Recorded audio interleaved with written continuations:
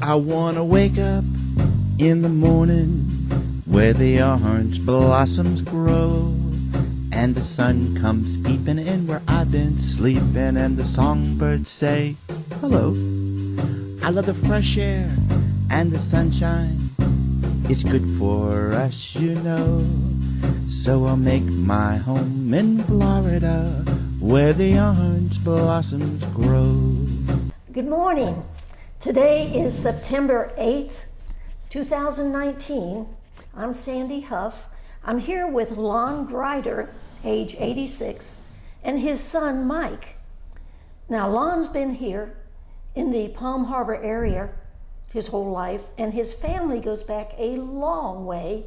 What was that you were telling us about that grocery store? It was what? Westlake Grocery?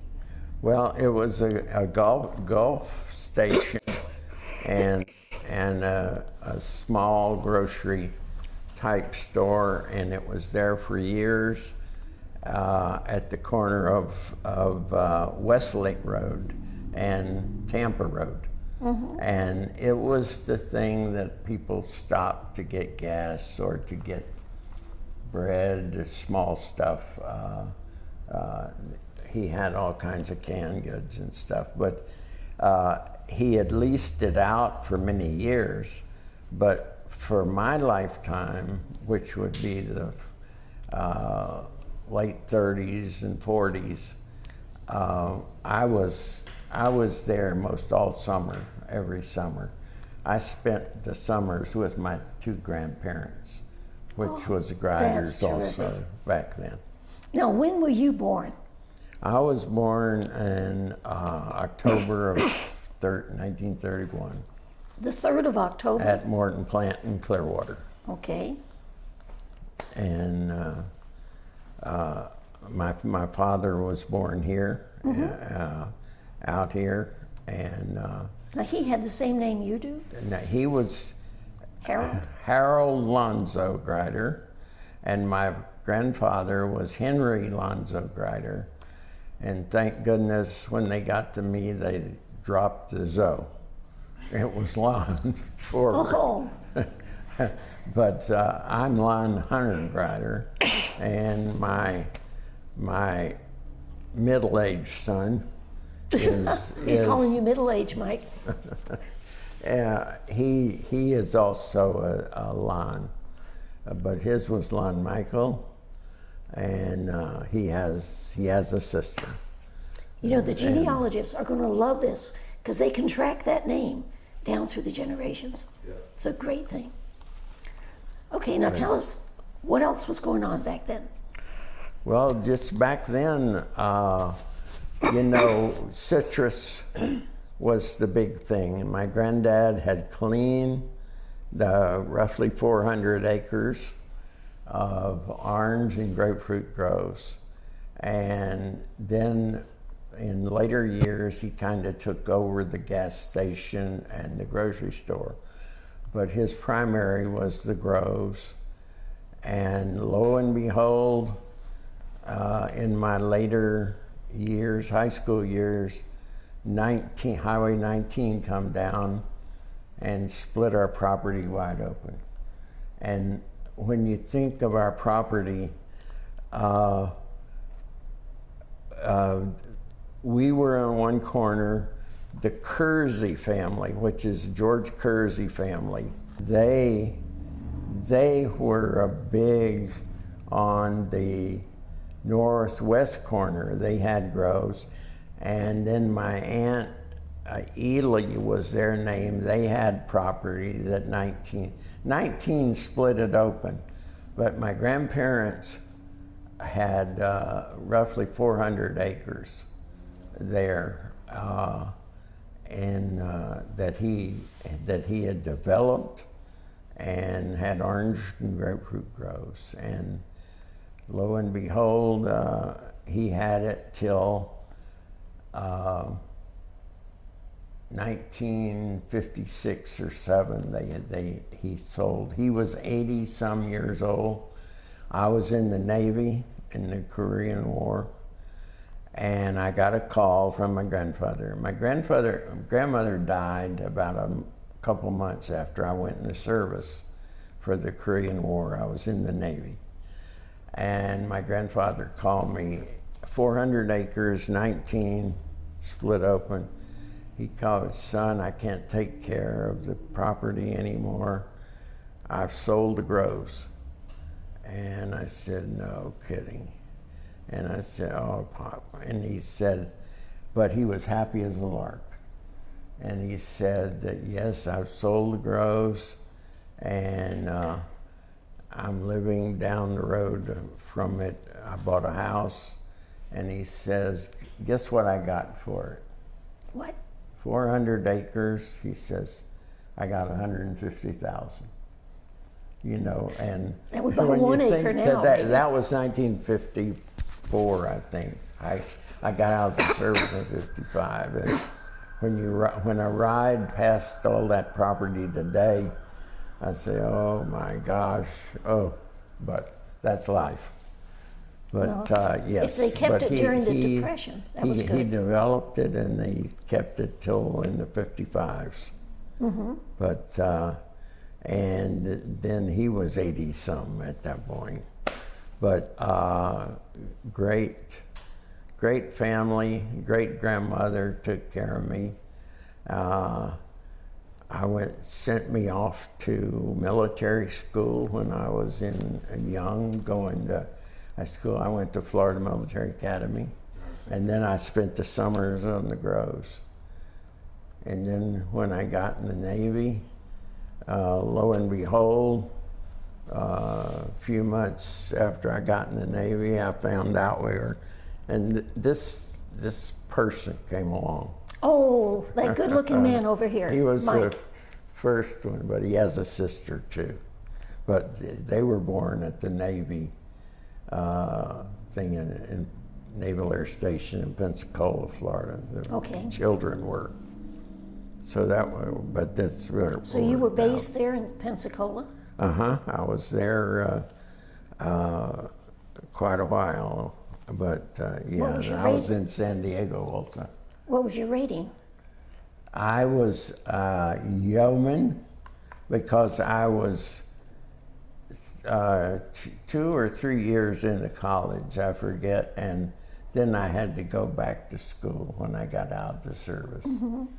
But I was still an enlisted in the Navy, and it was on the Naval Air Station, and then the aircraft carrier Monterey was there, which I was on when they taught pilots how to land on aircraft carriers, and I was involved in that. People may not know that a yeoman was what the Navy calls what we call a secretary. You were taking notes and writing things down. Administrative work. Yeah. And what kind of things did you do as a yeoman? What was your specific job with your squadron? I was one of the administrators of the Naval School of Photography at Pensacola. Really? And so, needless to say, we had plenty of free pictures. Yeah. While I was in Pensacola, but I learned photography there while I was there, just as a ship's person. But the 4 years I spent the full 4 years in the service, and most of it there in Pensacola. So what rank did you have when you got out of the Navy? Well, I took a couple jobs, but then I applied and went to work for Honeywell Space Division here, and I worked there 37 years. When you got out of the Navy, what rank did you have? Third class petty officer? Second class yeoman. Okay. And then like I said, the thing became. You were E7. At Honeywell, I really spent my 37 years there, and I retired about, 10 or 12 years ago now, and It was a wonderful place to work, and it was close, and it was a space division. I sat in a staff meeting monthly for a while with, I don't know if you know, he's got a street in Orlando named after him. John Young was one of the original astronauts that flew in space. And we developed the self-controls for this shuttle, space shuttle. And he would come in monthly for meetings. And we developed all the hand controls to fit his hand, took models of his hand, and he was in monthly to see the progress. And this was really before the first space flights. And then we did the guidance systems. And I worked in space like for 37 years, worked up to a manager. That's interesting. You know, there's a John Young Parkway over there now, named after him. Yes, in Orlando. John Young, yep. But coming back here, it's mostly memories, you know, from the Palm Harbor type. But luckily, my son lives up here and likes this area and likes the ancestral, our daughter, and we have some other children and grandchildren. I have great-grandchildren in college. Wow. And I know you're proud of them. That's old. You grin when you say that. They say they come in and they tread lightly because they consider me an antique. Honey, you are an antique. And you're a valuable antique, and they better take good care of you. Thank you.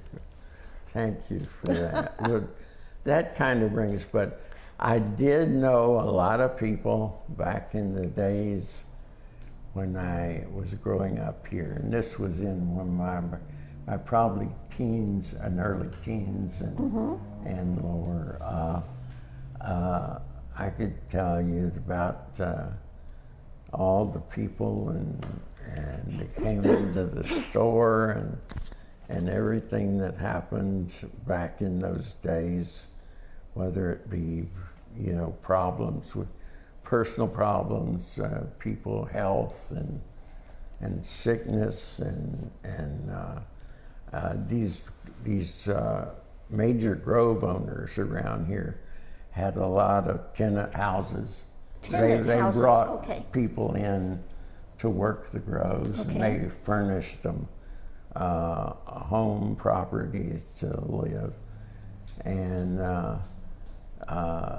the subjects, you know, they bought a lot of what you'd call very inexpensive foods, you know, everything from hot dogs to just stuff. We sold a lot of stuff. Who were some of the families, like A.D. Boyd at Boot Ranch? I know he came Yeah. Alfred Boyd. I've sat on this benches outside the gas station, had checkerboards, and I've played checkers with Alfred Boyd and people like that owned large pieces of land. Brooker Creek, which is a large part of Lake Tarpon, which was then Lake Butler, was the name of it back in those days.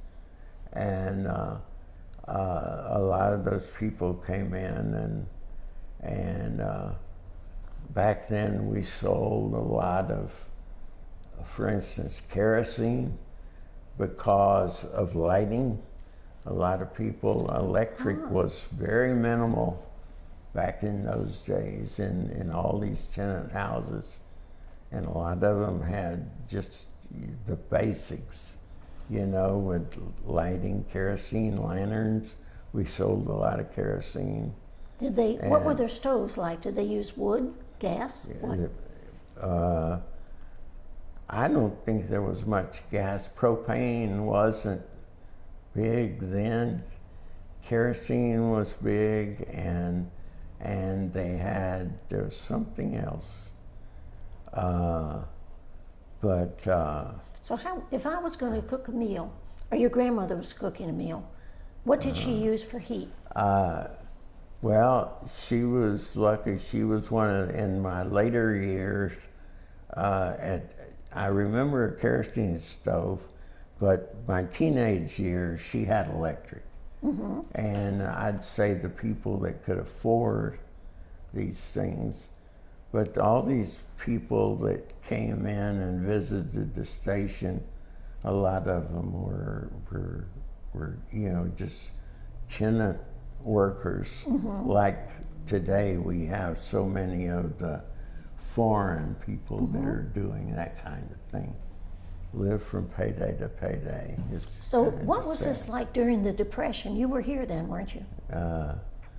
Yeah, they would, I was small and it didn't ring that kind of information to me, but yes, there was a lot of people, and things were very tough, and you hear people griping about they couldn't afford a car, they had to fix their old car that wasn't running, and that kind of thing. Money was tight. Disgusting back Actually, that was 1929, and you were born in 31, so you didn't live through it to know it that much. Carried over.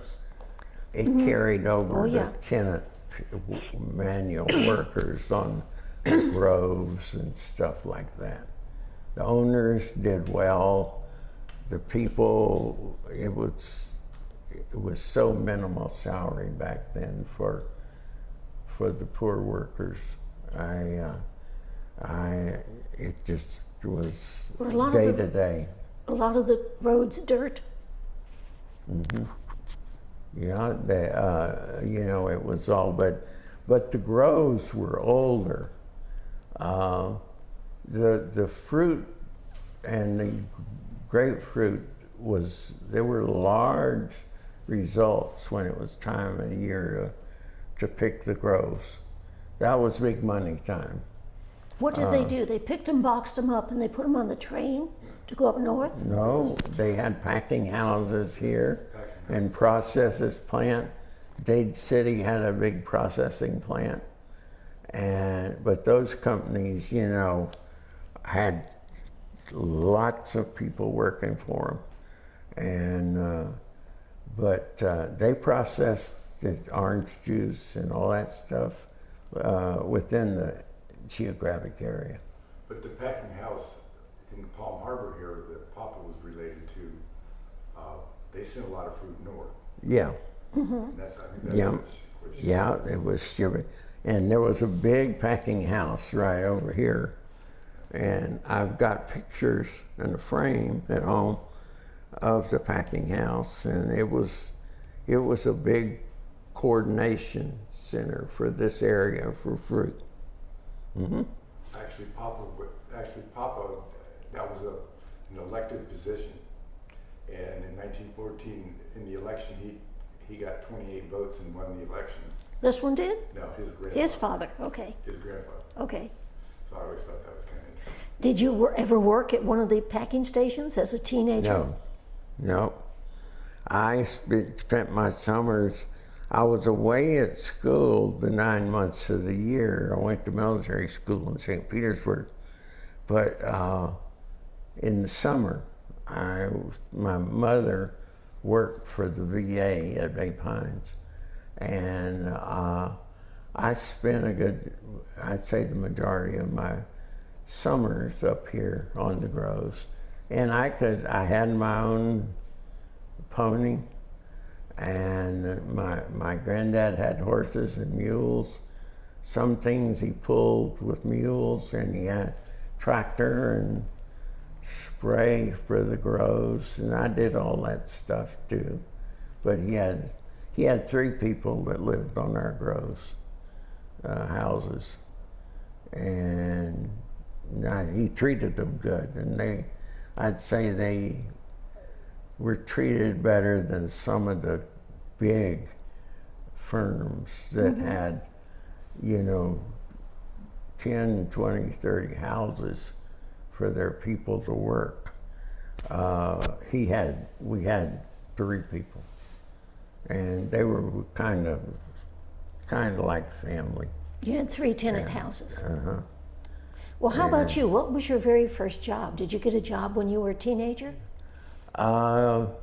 School, and I can't remember.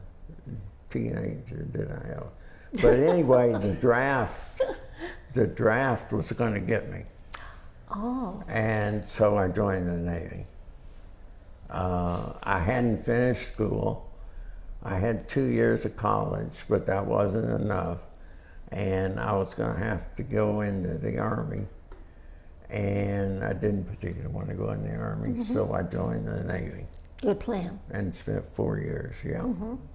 I went in March '51 and got out in March '55. My grandmother, I have a picture of her at home, and when I left for the Navy, and that's the last picture, good picture I saw of her, because she died 3 or 4 months later. And they gave me leave to come home for funeral, but I lost my grandmother. And my grandmother was probably more of a guider for me, guidance, than my mother. My mother worked full time for the government, Bay Pines and all, and she was good, and she tried to sell real estate on the side for supplementary. But my grandmother was more my buddy and took care of me, and they paid for me to go to military school and stuff. What kind of things did she teach you? Did she teach you to cook? Some cook, and just, I'd say, mental education and guidance and maturity, and about church. They were very And the Lord, God, very strong in that. What church did they go to? They went to First Church Christian Science in Clearwater, and their mother had gone there too, and I think they handled the grandmother's funeral, didn't they? First Church of Christ Scientist. She died in 1933. I was 2 years old when my grandmother, that was my grandmother's mother, died. I was only 2. I never got to, but I heard a lot about her over the years. What did you hear? Well, that she was a strong businesswoman here, and she still today. What's the Holland family on Latin Ozona? So what was your great grandmother's name? Sarah Rebecca Holland. Okay. And then my mother was a Holland, and she married, my grandmother was a Holland, but she married a Johnson. So my great grandparents were Johnsons. So my grandmother was Minnie Olive Johnson, or Holland Johnson. Well, I see you've got a family tree here, so What you do you remember knows about this. Sarah Rebecca? Did you hear Yeah. about Sarah Nothing. Rebecca? Nothing. I don't remember. I was only 2 when she died. No, I don't remember. But you But I remember everything my grandmother said because my grandmother got a lot of education from her. Yeah. She bought real estate. She did all kinds of things. And for a woman, I guess back in those days, it was a little unique to be the kind of head of the household. I think it got more. The husband was a worker, and my great grandmother was more of a businesswoman. Well, But good for it her. was great. Her sister built the what is now Molly Goodhead's. Yeah. Yeah, Really? That building there? That was her sister's house. What was the sister's name? Med Holland. And then Sarah Rebecca, they all lived on that little side dirt road, it's called Mississippi. They all lived just a few doors down from there. The house is still there, isn't it? I don't know. There's one that's from 1912, but I don't think it's old enough to be the house. But the last time I was in here, there was a picture of our family place. I thought it was near the door. I stuck my head in and it wasn't there, but there was an article about the Grider family in here the last time I was in here on the wall. We'll see if we can find it, and you can take Okay. pictures of it. That's part of your But history. I miss this area, you know, it just when you think in terms of before the traffic, today's traffic jams, you know, you could drive, I mean, it was speeding back then at 30 miles an hour.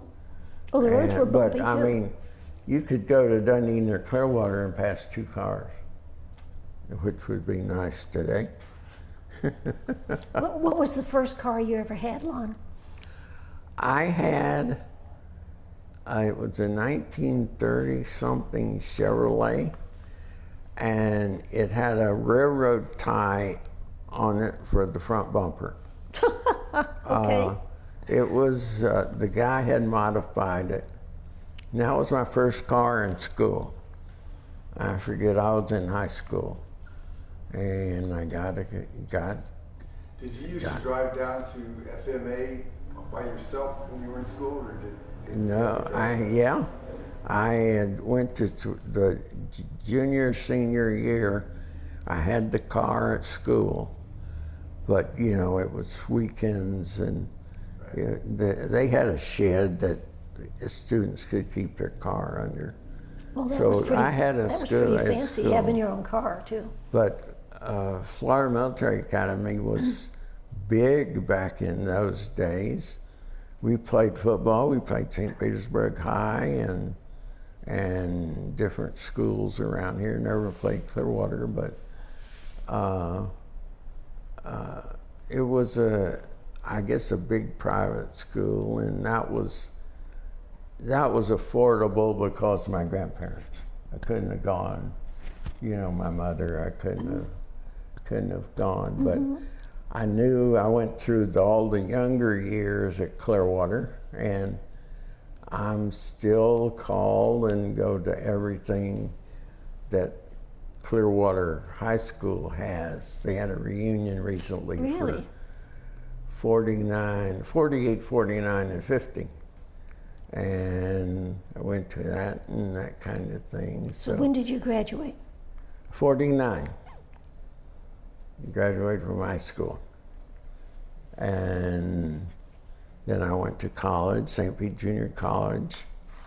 I got out of there and I was going to Tampa to the university, and I went to, because I was going in the service, I decided the last minute, I went to Tampa Business College for a few years. They were very popular back here then for people that couldn't afford college. And I learned quite a bit about business there. But that was in the early days what, you know, people had to do here. But the thing that is so changed is just the growth. I miss, if there's anything I miss, it's the what do you call it, in the old days here. It was, you knew everybody. It was nice, and they were helpful. Everybody helped everybody, and those days are gone forever. But they were enjoyable. Talk a little bit about Pop. He was born in 1906 there And on the Grove. he was hard worker, because to develop the land in Flint orange groves, it was all done manually back then. You know, that's mules and things. It wasn't even at the start of his clearing all this land, and he cleared a lot of land, was with plows and mules and all that. I don't think there were tractors in the beginning. Well, what did he clear? Was it mostly oak trees, scrub, palmettos? What? And up here, just like, you know, when you look around, there were oak trees. There were some monster oak trees that are still there. The grove works around them, and he planted around them. But had a nursery with a monster where little plants would grow, and he would all lay all the different, you know, you cut it open and put a piece in of whatever you wanted, the type of fruit, and then you'd bind it with oiled material, and then that area of the tree would grow into that kind of a fruit. Did all that manually in the old days, worked hard, and of course when I got to know him, he was in probably late 50s, 60s, and 70s, and he was still a very hard worker. Taking care of the horses and mules and that kind of thing of all this. You told me a story once that he preferred the outhouse even after he was living. Yeah. Really? He liked the outhouse better than the inside toilet. He never adjusted to inside bathroom. He had a nice, I'd say what you would call a nice outlet bathroom out near the chicken yard. And it was, you managed reading stuff in there, and nice, and that was his comfort, and he never really adjusted to inside bathrooms. So he kept chickens, and he had an egg flock? We had chickens, we had cows. He milked the cows and chickens mostly. And how big? I never how will. big a flock did you have? How many chickens? Oh, there were 2 yards of chickens, and I never will forget, you know, he let me, started wringing the necks of the chickens, and they got a great big humor out of it, because I would wring the necks of the chickens and they would get up and run off.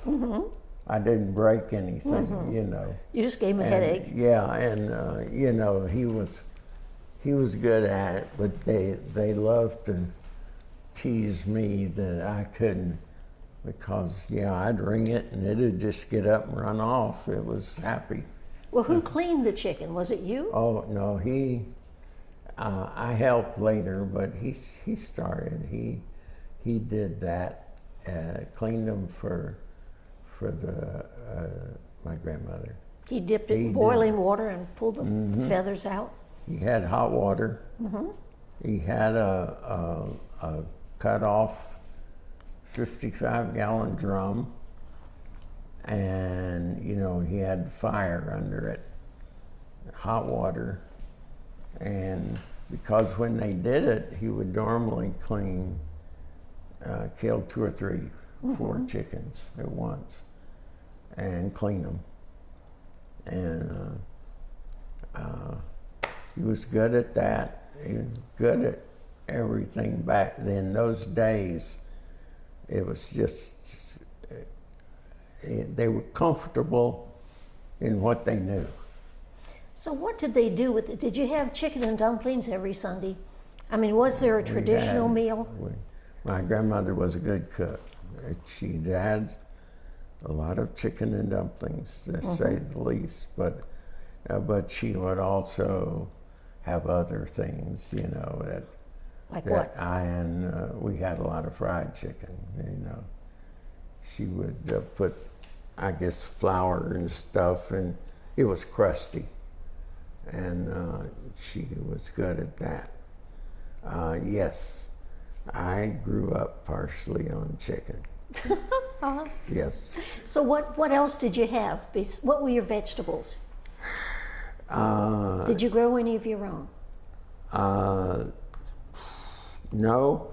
In fact, we were friends. They were friends with, if you talk about Dunedin, Tom Parnell ran a supermarket, or that would be the equivalent in today's a large thing, and he was right across the street from, what's the thing that was, they're still there today, it starts with an F. They had a lot of history to Dunedin, and Tom Parnell's market was right across the street, and Dick Hovey, who was the big hardware store in Dunedin, was right across the street on the corner. There were three corners, very popular in Dunedin, but they were friends with Tom Parnell, and they bought a lot of stuff there. We'd go down and get vegetables and things. They didn't grow any vegetables, really, I don't think. Oh, did she make her own biscuits? Yeah, yeah. And you had chicken gravy with them? Good, oh yeah, that kind of stuff. Yeah, we had all that all the time. And she cooked everything in a big iron frying pan? Yeah, she had good. The stove set over in the room. It wasn't built in today. The stove was on one wall in the kitchen, and on the kitchen table was always what they put vinegar in, Peppers. and things that you just eat. She ate snacked.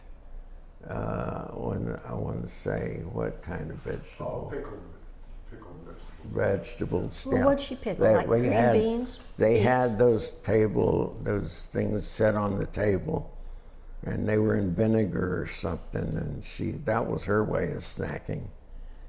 I forget what the stuff was back in those days. Well, Lon, how about fishing? Did you go fishing? I heard the fishing was better then than it is now. Not much. My dad, when he was alive, he was fishing, and he had a boat or two, and he liked fishing. And I did some, but it wasn't a big thing for our family back then. It was big for a lot of people, but that was the. Talk about Pop a little bit. He was born 1906 there at Tampa Road in 19. You know, he grew up there. Hard worker, and I didn't know him during the time he was in Ozona and the depot agent for the Coastline Railroad, or any of that. But he was. No, I'm talking about Pop, not Papa. Pop. What was Pop's name? Which Pop are we talking about? Oh. Harold. Yeah, he was. Harold Lorenzo. He did a lot of things. He didn't go to school, but he was one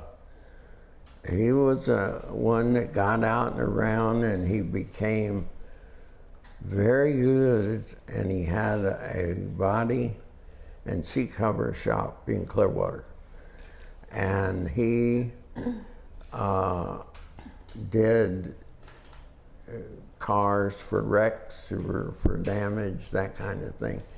But during the war, and I worked for him, Convertible Tops and seat covers, especially because there was a lot of Army in the Air Force here. MacDill, a lot of the officers lived here in Clearwater, in Pinellas. Did they? Oh yeah, all the pilots, and my mother worked for the government in Tampa at 3rd Air Force Headquarters, which was Fort Hesterly Armory.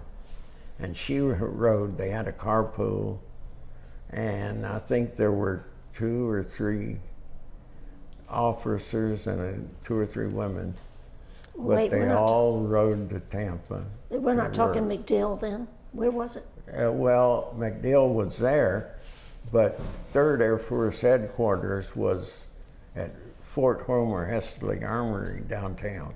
Okay, I know where the old armory is still there. And that was headquarters for the 3rd Air Force. And that's where my mother worked. And she rode to Tampa with all these. But what that triggered was all these cars either they wanted seat covers or new convertible tops. And I was set there in high school in the summers, and I would come down there, they would get backed up. And the convertible tops was all with tacks. And you had to take convertible tops off. He put new ones on. But I worked for him for a while, getting seats out of cars. And one of my most embarrassing moments What? was I took seats out of cars and put them in. And he redid the seats in the car of, I think it's the Catholic priest, head priest was Father, and I can't think of his name. But anyway, they did his seat in the car. He was the head pastor of the Catholic St. Cecilia's Church in Clearwater. Okay, that's still there. And I took seats out and put them in. And he came in and he had new seats put in, and he paid. And when he drove off, which was right on Cleveland Street in Clearwater, it was right near the high school out there, just out from town. But anyway, he put it in here to drive off, and I had never bolted the seats in. And the seat went over backwards, and the pastor went in the back seat, and the car went across the street and jumped the curb, and I don't know, hit some kind of little trees, but it didn't bang the car up. I came close, even a teenager, getting a spanking. But the pastor of the Catholic Church, he went over backwards in the car, and like I said, and I got in trouble I hadn't bolted that seat in that car because we had a lot of cars in and a lot of busy, but I got in trouble for that. Tell the story about there on Turner Street behind Warren Plant, the bombers coming out to do their bombing training on Sand Key. You said they used to fly over your head.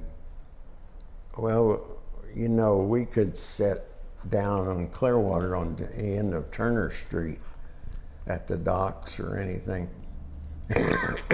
In Sand Key today, you know, it's a high rise, but then it was a beach. But during the war, it was their practice bombing range and strafing. And you could sit in Clearwater and watch them drop bombs and practice dropping bombs and shooting at Sand Key. Were they live bombs? No, They were just duds. Duds. Okay. But we were able to watch all that growing up during the war. And the pilots would come across Clearwater because Clearwater St. Pete Airport was the training base for P51 Mustang fighters. and they would fly around. But when they'd come across Clearwater, they'd come across a few hundred feet with their canopies open, and they would wave to us. They were, they were in training. So we're But talking when they about the done- same St. Pete airport that's Right. down there. That was B51 training base during World War II. And the pilots would fly very low over Clearwater and wave to us, and all that. And I'm sure a lot of Clearwater people worked out there too during that. But that was an interesting time. The war during World War II. Okay, now what we haven't talked about, how'd you meet your wife? What was her name? Well, What's your wife's our name? wife that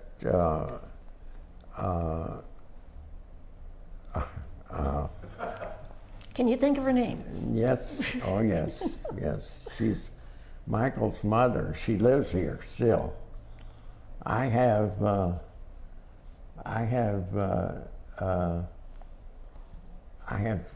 3 wives that live here locally, all today. Not all at the same time, though. But his mother lives here in Clearwater.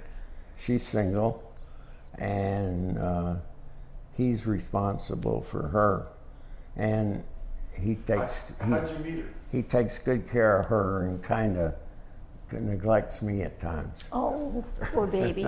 No. So how did you meet No, her? I Come don't. on, how'd you meet her? We're high school.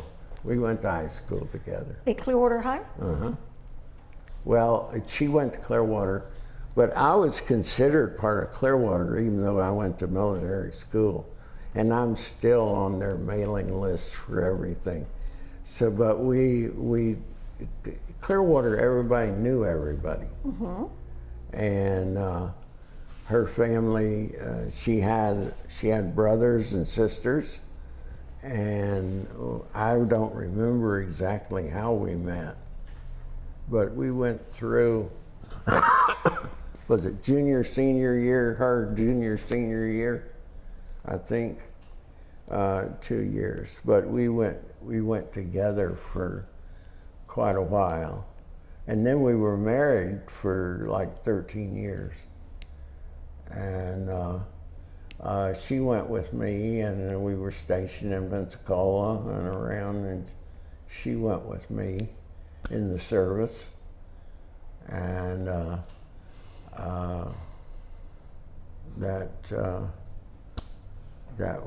that worked out. So in today's world,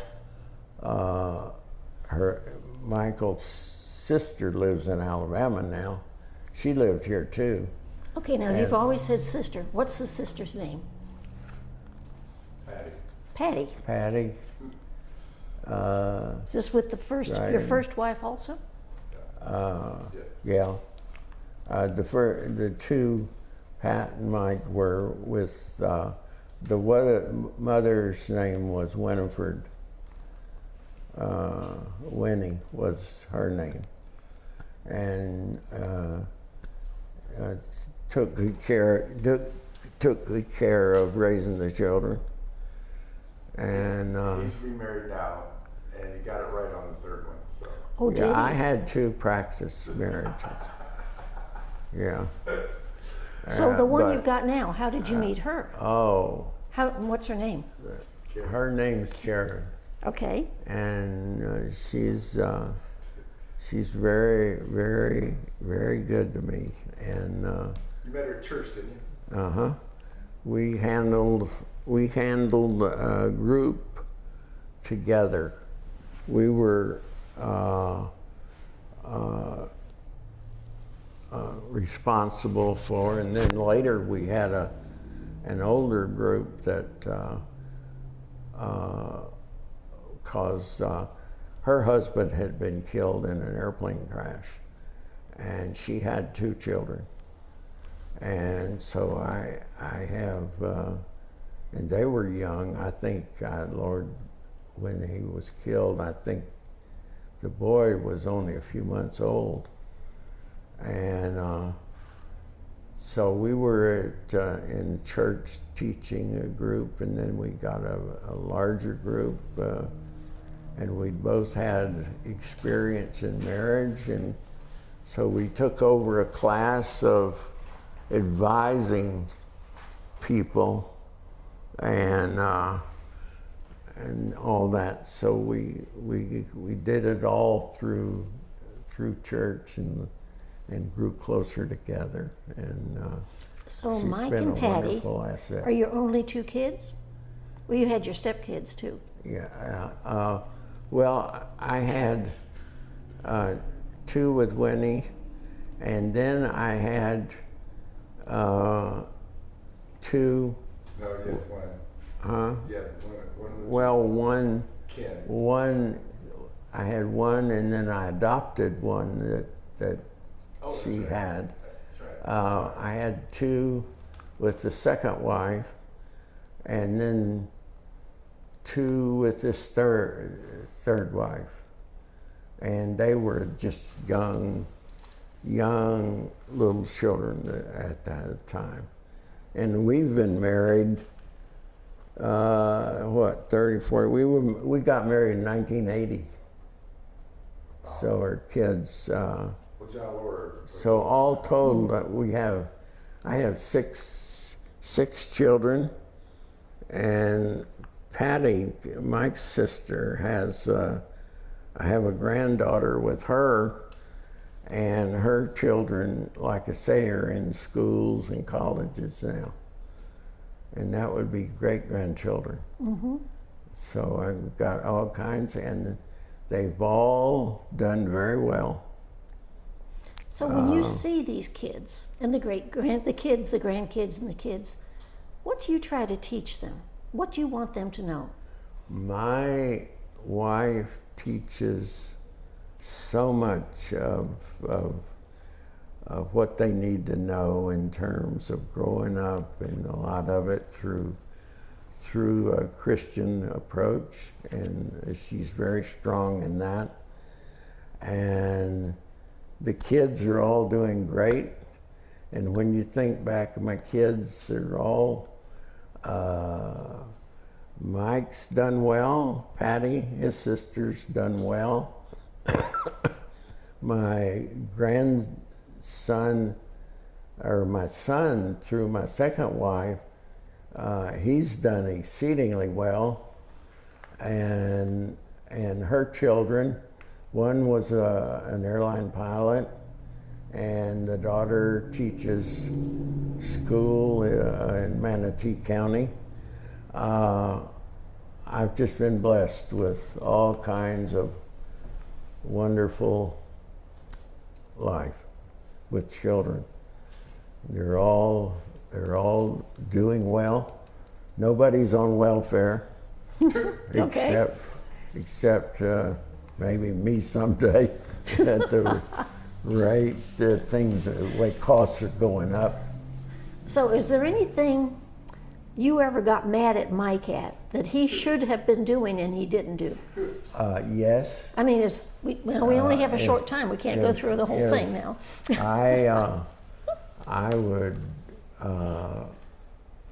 very frustrated with his calling and checking in with me. Because of this meeting we had today, mm-hmm. He called me twice in 1 week, and that's never happened in our lives before. But I wish we were together more and do more. Time has passed me by, being roughly 88 mm-hmm. next month. And they have their lives and they're busy. And the older people, in terms of how things are going, they don't have a lot of time our one son, he's in Europe or somewhere all the time, and he tries to see his kids on the weekends, and he does. that busy. doesn't leave a lot of time for older. And I understand, and he, that kind of thing. But yeah, I wish I had more time with the kids, but things are life is so changed, it's different. You can't do what like it used to be in the old days. Mm-hmm. You gotta go. But it's kind of interesting looking at these sheets. Mm-hmm. He's done a lot of this ancestry thing. These, and And your family lo and tree. behold, does this go all the way back to Patrick Henry? We didn't take it that far back on these sheets because I didn't think there'd be anything to discuss. But yeah, the Brownlow family goes all the way back to Patrick Henry. That our family goes back through these ancestral sheets to, Patrick Henry, what'd you say, give me some liberty or give me death, Yeah. Was it his sister? Yeah, his sister is in our line. Mm-hmm. Patrick Henry. Which program do you use, Mike? What software? Ancestry.com is what my secretary does it all. I don't do it. Oh, okay. But she's quite the researcher. Because my charts look different than yours. Well, she broke these out and broke them out. But all these folks that you see here on these sheets, they're just right across the street here, lined up in the Pioneer Cemetery. Are they? Yeah, you can just go right down, all the way back to Our 18. Our family is all passed away, and roughly this part of the family is buried right here at the Curlew Cemetery. Huh. We bought his grandmother bought 27 plots over there, right about 1900 for $6. Oh, man. And, Do you know how much they're going for now? Thousands. Trust me. Yeah. Do you want me to put that over here? Uh-huh. So you don't have to hold it? But you've gotten pretty deep into my mental antiques here today. I think you got some real stories to tell. I think you're doing a good job of telling them too. Thank you. What do you think, Mike? Has he left out any fun stories that you remember? Well, I was trying to think, and I always enjoyed the one about the pilots flying over. He was talking about them tipping the wings, and waving to them. That would have been quite the era. But that's that stretch he grew up in. And a lot of kids went to military school back then. Mm-hmm. Hey, when did Courtney Campbell Causeway go in? Was that in when you? It was called Davis Causeway when I grew up. And Courtney Campbell was, in my lifetime, he was on the board of the street or highway thing here, and he helped modernize it and all that. So they changed it to Courtney Campbell. Mm-hmm. But Davis Causeway, the guy that built it, you paid to cross. Really? How much was it? I can't remember now, but you they had gates at both ends, and you paid something, and it was a little 2-lane. I don't know how he built it and the bridges, but his name was Davis, and it was Davis Causeway for all the time I grew up. Do you remember when the ferries came across to the Safety Harbor Spa? I don't. Do you? The ferries? Yeah, they used to have ferries. Well, we took always in high school, if we were going south, there was boats that took the cars from St. Pete down on the thing over to Palmetto, Manatee. Huh. You took a ferry. Yeah, barge or ferry. Large ferry across when I grew up, because the Skyway wasn't there. Ah, Okay. And that was later, much later, that if we went down there to play ball or something like that in the South, if we went to Fort Myers or Sarasota, we'd take those ferries across from St. Pete to... Where in St. Pete did it moor? Way down on the south end of 52nd Avenue, down on the very end of Pinellas, and it went across somewhere to Palmetto, Bradenton area. Oh, that's interesting.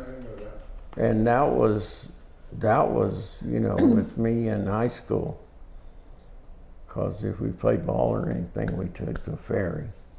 Hey, And that was that there until they built the Skyway, whatever year that was, I can't remember. so your family worked on upholstery and up convertibles. Did you ever get a convertible yourself? No, Do you wish you had? no,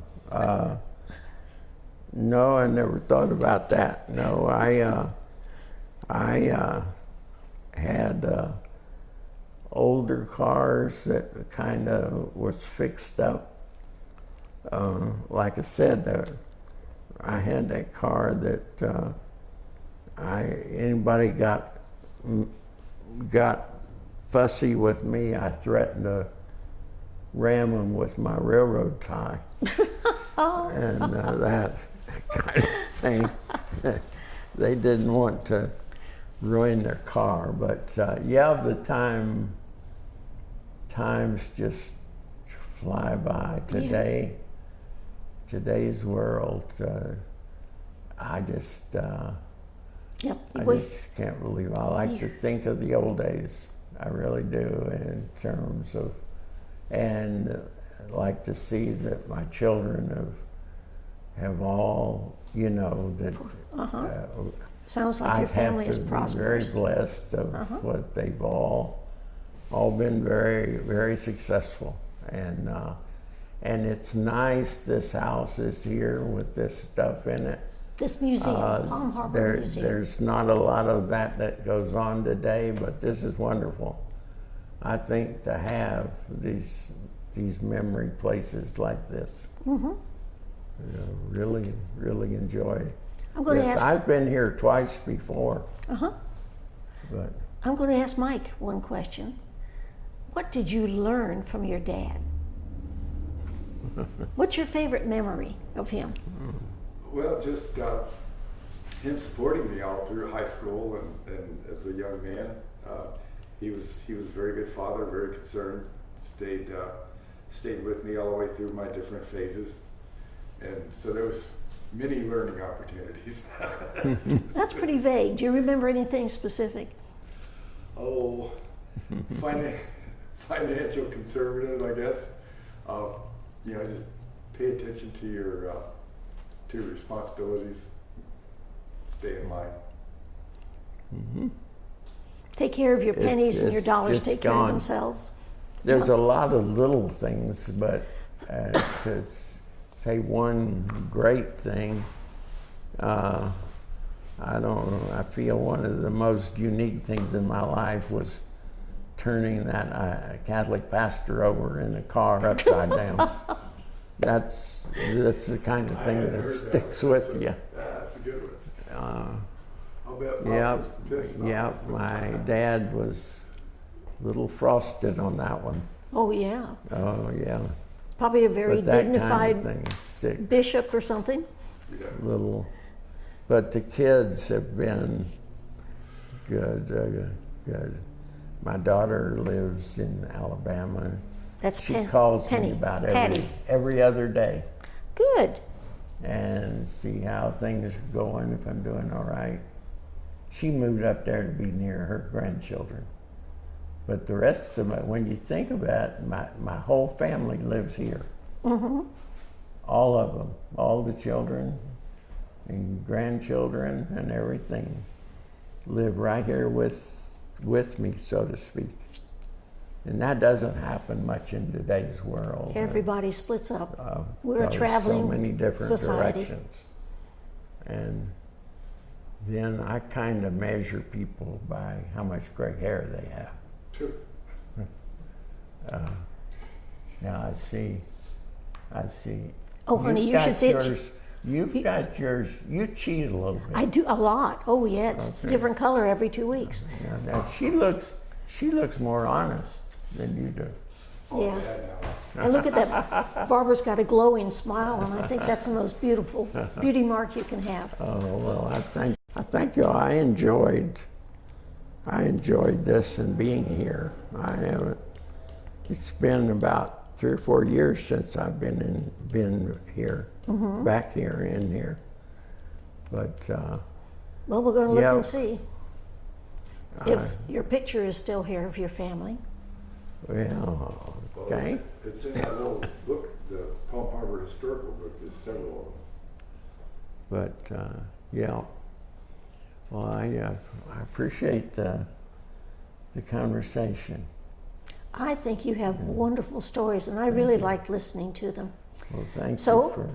Maybe we'll talk to you again sometime in another 10 or 20 years when you've gotten Okay. old. All Okay? right. It's a great idea. That would be nice. I appreciate And then it. pretty soon we're going to start doing Mike too, because Are you? you've got some history, Mike. Well, he'll be in the age area soon. Yeah. Well, you know, sometimes we even interview teenagers, Do you? and they have stories too. Yeah, my wife, she came from West Virginia here, and yeah, she's a good one of what's happened. She works for the school system here, and got a good deals. But yes, I'm blessed with these children. Okay. Thank you very much. Well, thank you all for listening, Thank and you. this has been fascinating. Thank you very much. And I'll make my home in Florida, where the orange blossoms grow and grow. So